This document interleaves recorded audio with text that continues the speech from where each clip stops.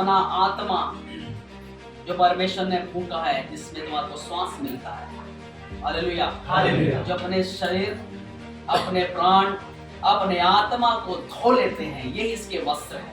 यानी वे हैं जो इसको धो लेते हैं, क्योंकि उन्हें जीवन के पेड़ के पास आने का अधिकार मिलेगा और वे फाटकों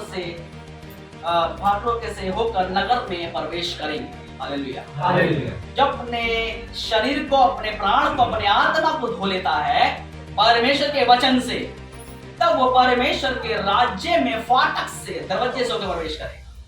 परमेश्वर के स्वर्ग राज्य में जाने के लिए दरवाजा है बहुत बड़ा, उसमें से प्रवेश करेगा। और जिसके वस्त्र में दाग दिखाई देगा, तो वहां पर जो बैठा होगा ना, आईना लेकर वो आईना दिखाएगा, ये देख बेटा तेरे दाग दिखाई दे रहे हैं, भाग यहाँ से। आईना दिखाएगा, वो दिखाएगा शीशा, देख। इसलिए जिसके दाग नहीं दिखाई देंगे, वो जगमगाता हुआ सुंदर साफ दिखाई देगा, वो वहां पर बैठा हुआ बोलेगा, आ तेरा स्वागत है प्रभु, स्वर्ग के राज्य में तेरा इंतजार कर रहा है। हालेलुया। वचन को ग्रहण करने आए हैं, तब ये व्यवस्था हमारे मन से, हमारे हृदय से, हमारे देह और आत्मा से ना उतरे, वरन हमें परमेश्वर को पसंद करना बहुत ही अनिवार्य है, क्योंकि यहाँ के बाद वहां पर जीवन मिलेगा। और वो जो जीवन देगा हमारे हिस्से का है, जो हमने खा पापा जी पापा किया है, तभी मिलेगा।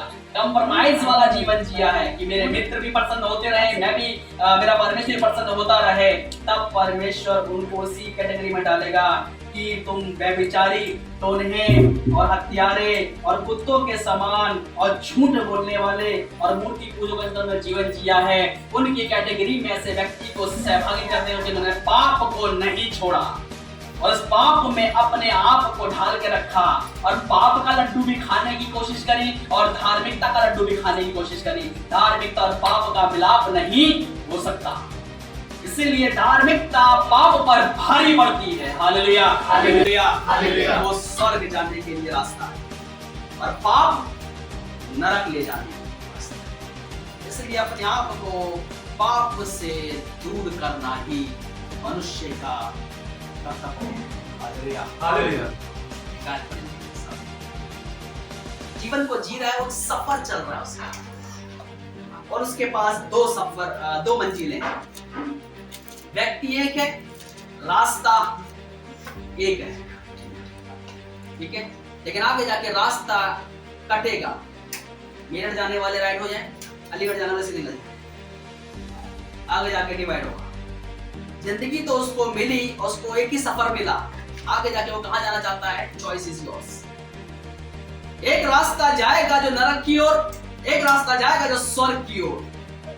परमेश्वर का वचन इस प्रकार से कहता है, इसलिए अपने परमेश्वर यहोवा का भय मानते हुए, आज्ञा को पालन करते हुए उसके मार्गों पर चलते जाना। परमेश्वर के मार्गों पर जो व्यक्ति चलता जाएगा, तो परमेश्वर के राज्य में, परमेश्वर के पास पहुंचेगा। Hallelujah, hallelujah. उसकी मंजिल परमेश्वर का राज्य, परमेश्वर का स्वर्ग होगा।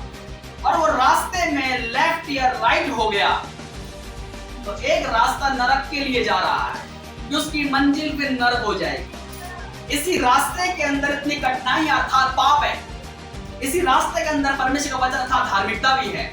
अब चॉइस उस व्यक्ति की है कि उस व्यक्ति ने किसको ग्रहण किया है। इस रास्ते में धार्मिकता को ग्रहण किया है, इस रास्ते में पाप को ग्रहण किया है। परंतु आगे जाके तो रास्ता दो भाग में डिवाइड होगा, एक जाएगा स्वर्ग की ओर, एक जाएगा नरक की ओर। जो व्यक्ति नरक जाना चाहता है, तो पाप का रास्ता पकड़ पकड़ कर चलता है।